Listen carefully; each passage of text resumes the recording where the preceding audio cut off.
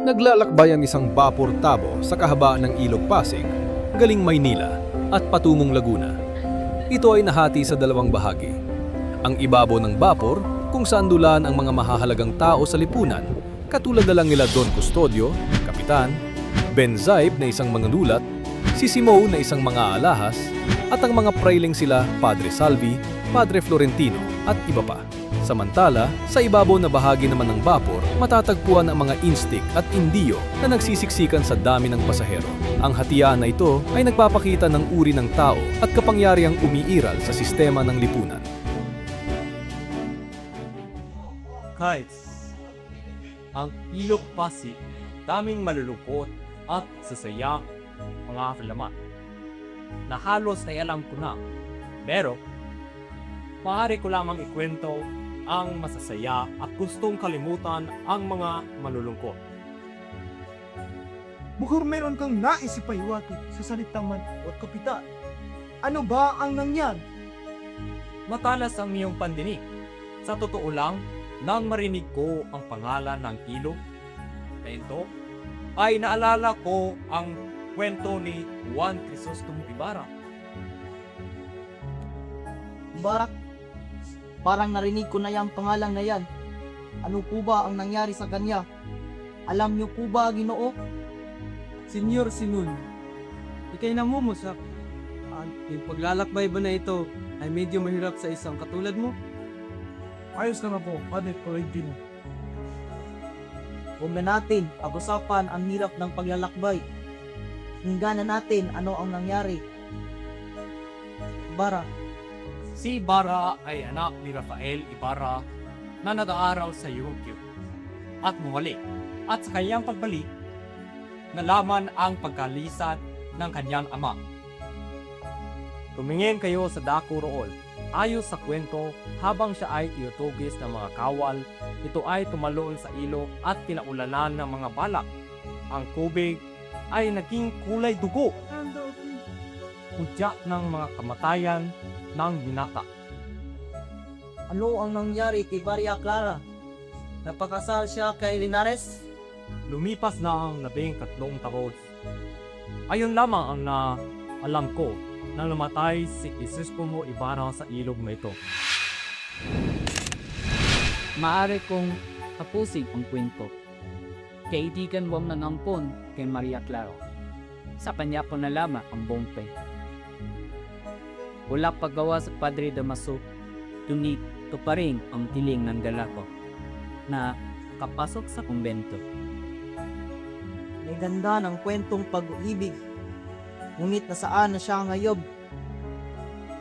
Saan pa ba kung hindi sa kumbento? Ayoko sana buntrahin ninyong sinabi, Ginoo. Ngunit ang mababaw na ilog ay kaya nating malutas. O, maghukay tayo ng panipagong lagusan. Ano ang magagawa naman noon, Senyor Simon? Mapapabilis nito ang ating paglalakbay at wala nang mababaw na ilog. Sa aking palagay, hindi ako sang-ayon sa iyong sinabi, Senyor Simon, sapagkat maraming pera ang kakailanganin sa pagpapagawa roon. Saan naman kukunin ang salapi? Hindi natin kinakailangan ng salapi. Paghawain ng mga bilanggo nang sa gayon ay malang salapi na kailangang magastahin. Hindi sapat ang mga bilanggo. At kung ang mga bilanggo ang ating gagamitin, tiyak na magkakaroon ng kaguluhan. Hindi ako naniniwala. Nagasa ba ang bayan ng Egypto? Nagasa ba ang mga bilanggong Hudyo ng kay Titus? Akala ko ba maalam na sa kasaysayan? Hindi tayo ang mga Ehipto at mga Hudyo. Ay nako!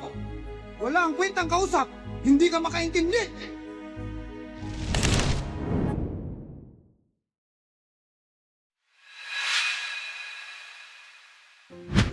Bayan natin ba sa iyo ang pagkakalalinian Kastila o kitang nasiyo?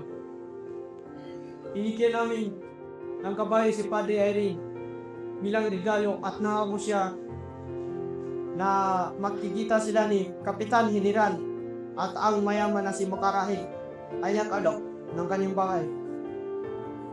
Nga pala, anong sabi ng iyong tiyong si Padre Clorilio ang tungkol sa inyo ni Paulita?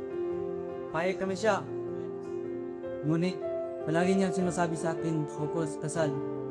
Hindi lang Kung kita mo sasabi kay Paulita na kanyang tiyahin na si Dunya Turina. Oo nga. Talaga ba na nais niyang hanapin mo ang kanyang asawa? Oo, hindi. Mawawala ang aking pinakamamahal.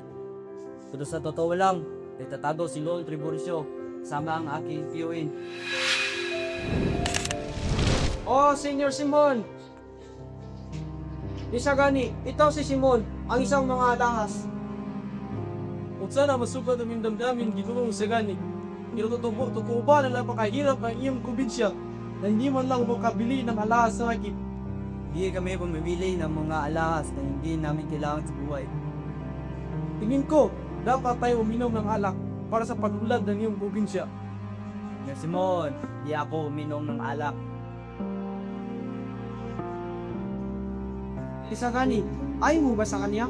Hindi ko alam sityo.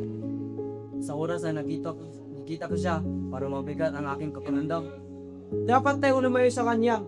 Isa siyang malakas na tao at kanang kamay ni General. Talaga ba? Oo, yun ang sabi ng kanyang mga kaibigan at ang kanyang kaaway. Nakita mo niya si Kapitan Tiago? Oo, si Kapitan Tiago ang kasama niya pang dating dito. Kaya ngayon ay pinag-iinalaan na siya.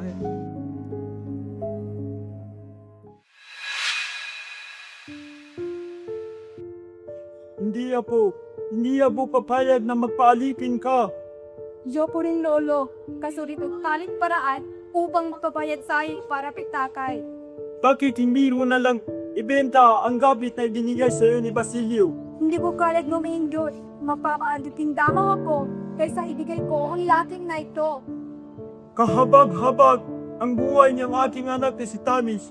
Binalaan ko na siya sa pag-inip kurap ng mga praile. Namatay ang kanyang asawa at nabastabas si Tano.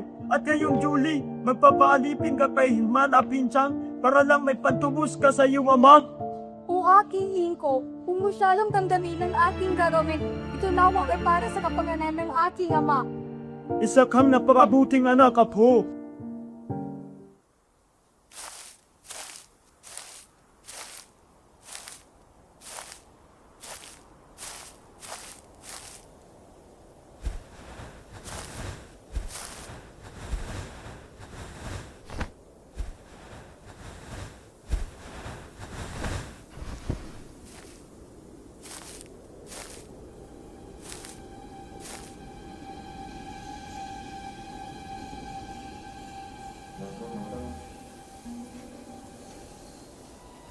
Kailangan ba yung tulog ko?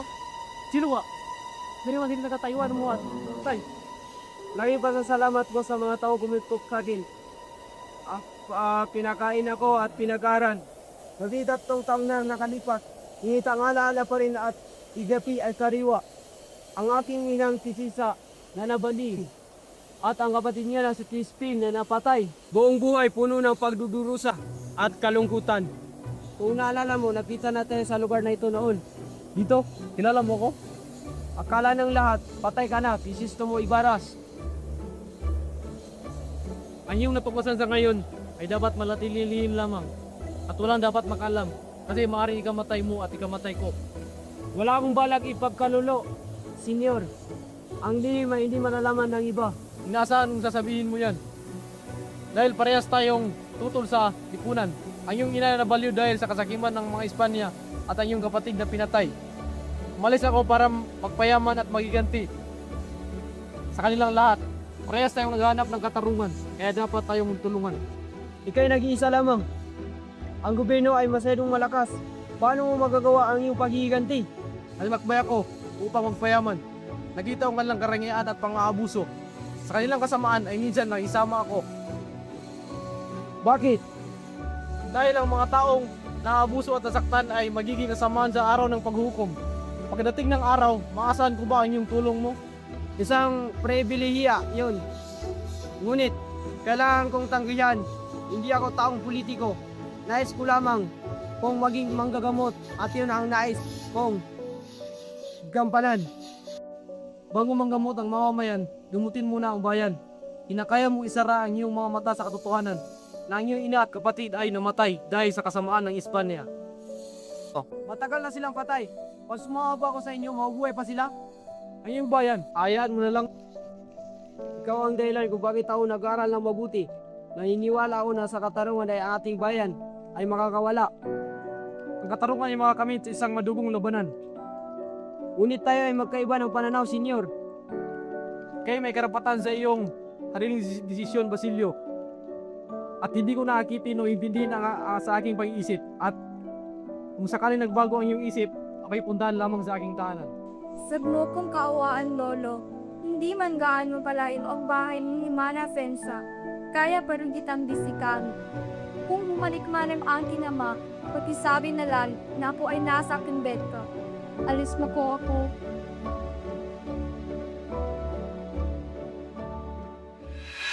Si Cabezang Tales ay nakalaya mula sa pagkakabilanggo nang dahil sa salaping nalikom ni Julie.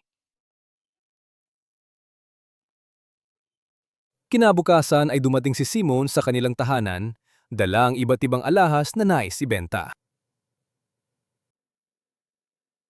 Kumusta, kaibigan? Ayos lang, senyor. Halika sa bahay. Magbukas ng aking bahay para sa iyo, senyor Simon. Maraming salamat, Kabisang Tales. Ngunit ang aking plano ay magpapatuloy hanggang San Diego. Tingin mo ang aking revolver, sapat na sa mga Guardia Civil? Hindi ako sigurado, senyor.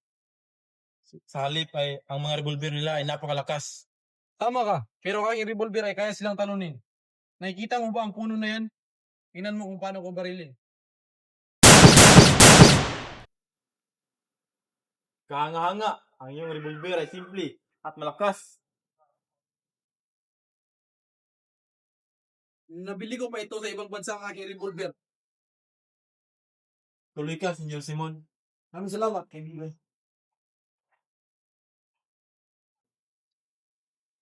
Tingnan mo ang mga aking mga alas at diamante.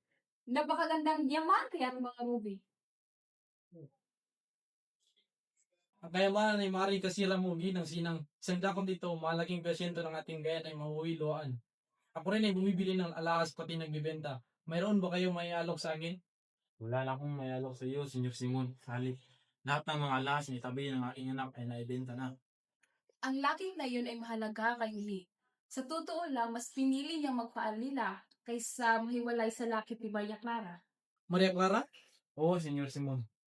Paano nabasa kami ni Basilio ang lakit na yun? Ang kwento ay binigay ni Maria Clara sa taong may kitong dahil sa awa. At ang taong yun ay hinamot ni Basilio at kinamit ang lakit para pang bayad niya. Kabisang Tales, hindi ko pa nakikita ang lakit na yan. Ang gusto ko na siyang bilhin sa halagang 500. 500?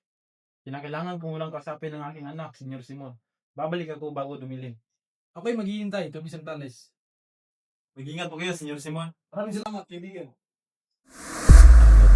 Pagnanakaw ko kayo sa loob ng sarili kong tahanan. Ipagpapalit ko ang relikaryo sa iyong revolver. Kailangan ko ang sandata sapagkat ako'y mamumundo at sasama na sa mga tulisan. Ipinapayo kong mag-iba na kayo ng landas sapagkat sa oras na mahulog kayo sa aming mga kamay, tiyak nahihingan kayo ng malaking tubos. Telesforo Juan de Dios. Oo, Basilio. Aking pangaalagahan kung tatagapin mo ang aking hinihiling. Kung alam ko lang sana na hindi sapat ang aking pera, hindi ko na sana sinukan. Hindi ko ba sapat na siya ay nagpaalila sa iyo? Oo, ngunit kulang pa. Huwag kayong mag-alala. Handa akong bayaran lahat ng iyong pera na ginasa. Matubos lamang si Julie. Oh, siya sa akin ang bayad. Ito na. Kay malaya ng uli, hindi ka naliti. Hindi ko alam kung paano ko kapag tumahasan na to. Ang kasiyahan mo ay sapat na. Para sa kasiyahan mo, gagawin ko ang lahat. Ang aking napag-isipan ay, saan kami titirahan ang aking lolo? Bakit ka ba humingi kay Basilio? Malalaman mo mamaya. Ito ang iyong bagong bahay, Uli. Hindi man ito gano'ng kalaki, ngunit malaya ito sa problema. Salamat sa lahat, Lolo. Dapat ko lang makita si Lolo, mayroong magandang loob sa atin. Ito ay aking tungkulin sa mga tao aking pinagpalagahan. Paano mo ito na nawawala? Hindi ko alam kung paano nila pasasalamatan. Ngunit, saan ka nagsalita ng perang pangsusakit at pambili ng bahay na ito? Ako ay nakapag-ipon, Uli. Hindi naman gaano kamahal ang pagtubos sa iyo at ng bahay na ito. Babalik ako bukas. Mayroon pa akong kailangan gawin. Ako'y maghihintay sa iyong pagbabalik, Basilio. Mga kumpadre, doon natin yung pag-usapan sa aking hardin. May inihanda akong kunting saluhan doon. Halika na, pumunta na tayo doon. Dito, padre.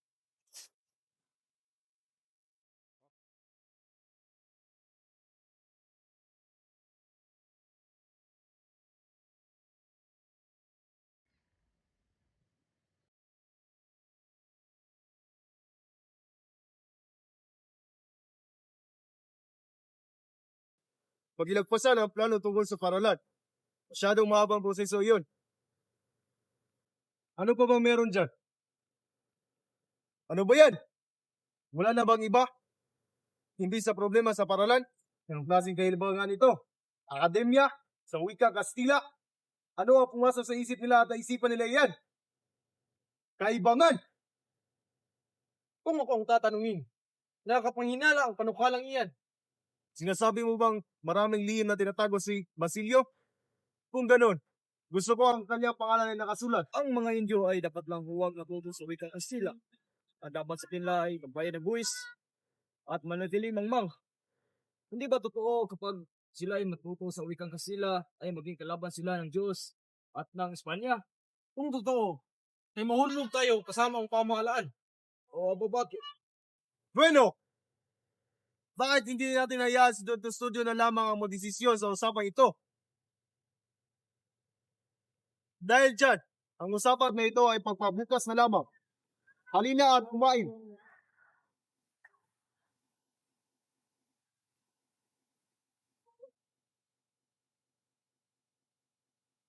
May sarap!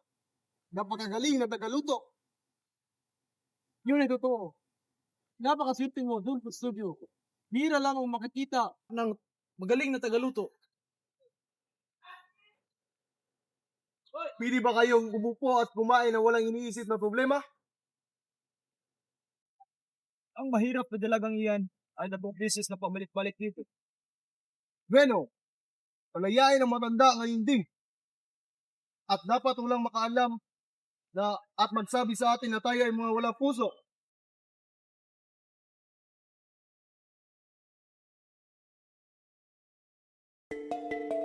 Gusto ka na, Basilio? Senyor Simon, hindi ko napansin ang iyong pagdating. Ayos lang ako. Ngunit si Kapitan Tiago ay lumalala na ang kanyang sakit. Dulot ng mabilis ng pagkalat ng lason sa kanyang katawan. Unti-unting nilalason para kang bayan. Makinig ka sa akin, Basilio. Kakunting sandali lamang ay magsisimula ng himagsikan. Senyor Simon, di ba sinabi ko na sa inyo dati na hindi ako makikisali sa politika? Nandito ako para papiliin ka sa kamatayan o magandang kinabukasan. Kung kami ay magtagumpay, lahat ng hindi sumasang-ayon na tulungan kami ay ituturing namin kalaban. Kamatay o tagumpay? Tiyak na ba ang inyong pagtatagumpay? Kaya kong hikayatin ang lahat. Sa aking sinasabi, naniniwala sila na galing sa general o sa mga praile ang aking mga sinasabi. Sa ganitong dahilan, mas napapadali na sila ay sumali sa aking panig upang maghimagsik. Ano ba ang aking magagawa? Simple lang, pumunta ka sa Santa Clara upang itakas ang pinakamamahal kong tao na ikaw at si Kapitan Tiago lang ang nakakaalam. Si Maria Clara? Tama, si Maria Clara. Siya lang ang dahilan kung bakit pa ako nabubuhay. At ginagawa ko ito upang mabuksan ang kumbento. Ngunit Senyor Simon, huli na ang lahat. Bakit? Ano ang iyong ibig sabihin? Patay na si Maria Clara. Sinungaling! Buhay pa si Maria Clara at ngayon ay may sasalba ko ito at ikaw ang mamamatay. Totoo ang aking sinasabi. Siya, kung ayaw mong maniwala, bisitahin mo ang kumbento para malaman mo. Ha? Namatay siyang hindi ko nakikita. Namatay siyang hindi na nalalaman na nabubuhay ako para sa kanya. Ngayon wala na siya. Ano ang silbi ng buhay ko?